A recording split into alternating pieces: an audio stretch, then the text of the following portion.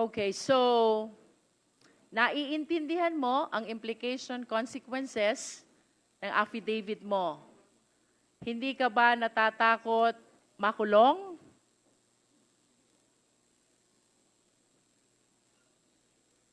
Natatakot, Your Honor. Hindi ka ba natatakot makulong ang asawa mo? Natatakot, Your Honor.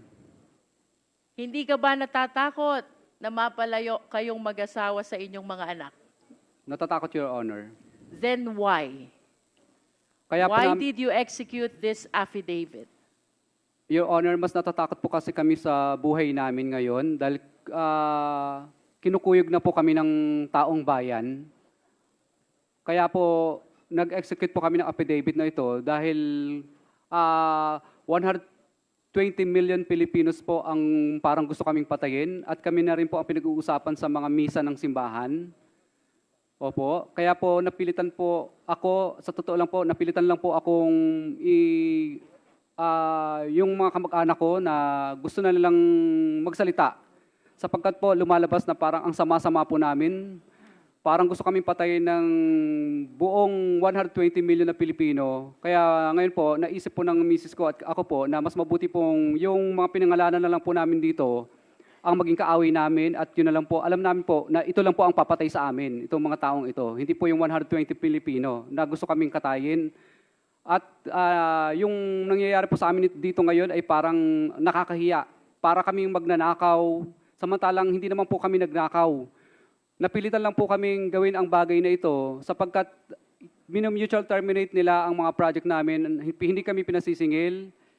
Road ride of way ang nangyayari po. Kaya po kami po ay isinigaw na lang po namin ito kasi namili po kami mag-asawa.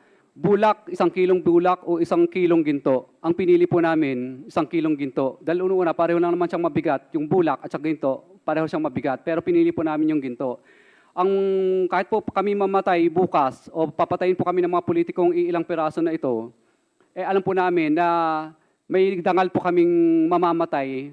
Kaysa naman patayin po kami ng buong Pilipino sa Pilipinas, na kahit saan po kami magpunta sa dulo ng Mindanao, Luzon at Visayas, ay parang kaaway po namin lahat ng mga Pilipino. Samantala ngayon po, natatakot po kami sa buhay namin. Alam namin kung sino lang ang kaaway namin. Yung mga pinangalanan po namin dito, ito na lang po ang alam namin kaaway. Hindi po 120 million Pilipino po ang kaaway namin.